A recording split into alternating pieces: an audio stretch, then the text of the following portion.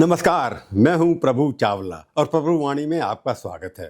दुनिया के नक्शे पर एक ऐसी जगह है जो देखने में बड़ी छोटी और संकीर्ण लगती है, लेकिन उसकी अहमियत इतनी बड़ी है, अगर वह रुक जाए तो पूरी दुनिया की अर्थव्यवस्था चरमरा सकती है। हाँ, हम बात कर रहे हैं स्ट्रेट ऑफ हॉर्मुज की। ये महज करीब 33 किलोमीटर चौड़ा समुद्री रास्ता है, लेकिन इस रास्ते से हर दिन दुनिया के करोड़ों बैरल कच्चे तेल के जहाज गुजरते हैं। दुनिया की लगभग 20% तेल आपूर्ति इसी संकरे मार्ग पर निर्भर है। यानी अगर किसी वजह से रास्ता बंद हो जाए तो सिर्फ मध्य पूर्व नहीं बल्कि भारत, चीन, जापान, यूरोप जैसे बड़े देशों की अर्थव्यवस्था पर गहरा असर पड़ सकता है।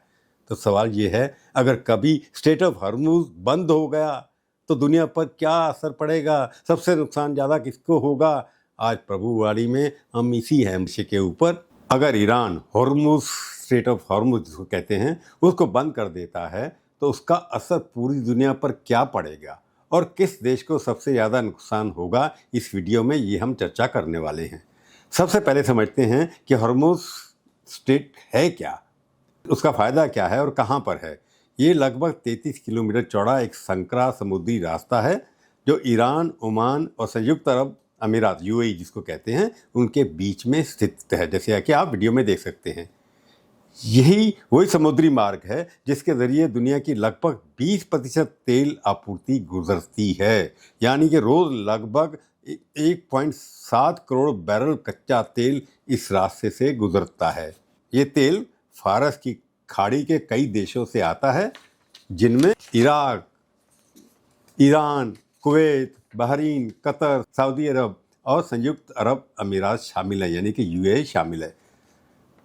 सऊदी अरब, कुवैत और कतर जैसे देशों के 90% से अधिक तेल निर्यात को दुनिया तक पहुंचाने के लिए इसी संकरे रास्ते से गुजरना पड़ता है। अगर ईरान हॉर्मुज स्ट्रेट को बंद कर देता है, ब्लॉक कर देता है, तो उससे सबसे ज़्यादा नुकसान इन देशों को हो सकता है। सबसे पहले आता है भारत। भारत अपनी कुल तेल ज़रूरत का लगभग 85% आयात करता है और इसमें से लगभग 60% तेल मध्य पूर्व के देशों जैसे इराक, सऊदी अरेबिया और कुवैत से आता है।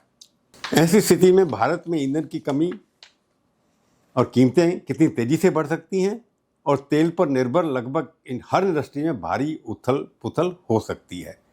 कई उद्योग प्रभावित भी हो सकते हैं, नौकरियां भी जा सकती हैं और अर्थव्यवस्था पर गंभीर असर भी पड़ सकता है। दूसरा सबसे प्रभावित देश है चीन, जो हमारा दुश्मन है। चीन दुनिया का सबसे बड़ा तेल इंपोर्ट करता है, जो रोज लगभग 1 करोड़ बैरल से तेल आयात करता है। इसी रास्ते से वो आता है। चीन के कुल तेल आयात का लगभग 40% हिस्सा हॉर्मुज स्ट्रेट से माध्यम से होकर के आता है। हालांकि चीन ने रूस और मध्य एशिया के साथ तेल पाइपलाइनें बिछा रखी हैं, लेकिन यह उसकी कुल ऊर्जा जरूरतों का 20% ही पूरा कर पाती हैं। इसलिए अगर स्ट्रेट ऑफ हॉर्मुज बंद हो जाती है तो चीन की अर्थव्यवस्था को भारी झटका लग सकता है और अगर चीन की अर्थव्यवस्था हिलती है तो इसकी गूंज पूरी दुनिया में सुनाई दे सकती है। तीसरा सबसे ज़्यादा प्रभावित देश होगा जापान।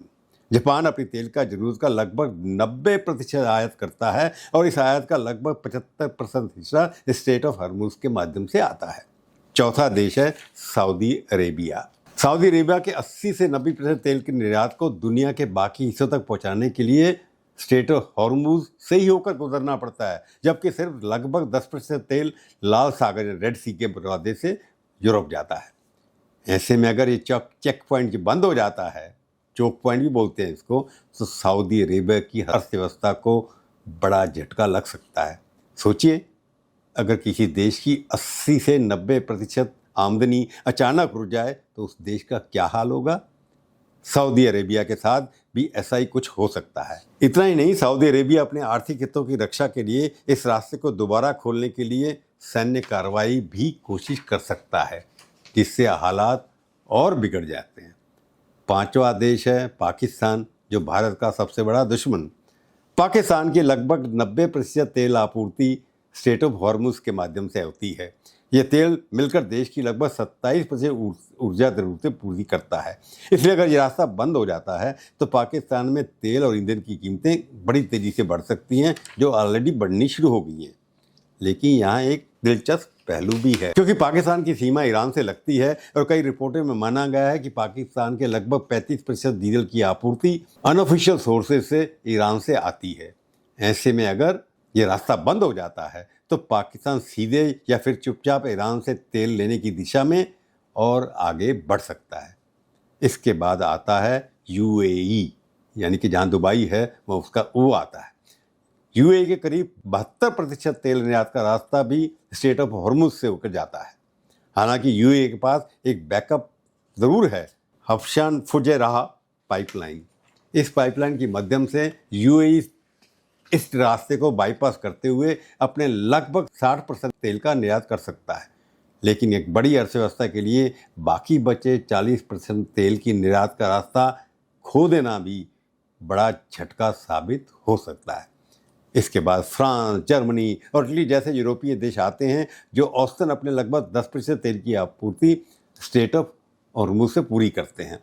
अगर यहाँ कोई नाकेबंदी होती है तो इन देशों पर भी गंभीर असर पड़ सकता है। कुल मिलाकर एक्सपर्ट का कहना है कि ऐसी स्थिति में कच्चे तेल की कीमतें $150 प्रति बैरल से भी ऊपर जा सकती हैं, अभी 100 के आसपास मंडरा रही हैं।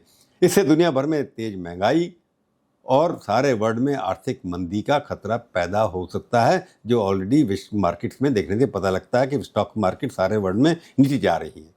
तो आज इसी विषय पर हमने आज चर्चा की। इस एपिसोड में बस इतना ही।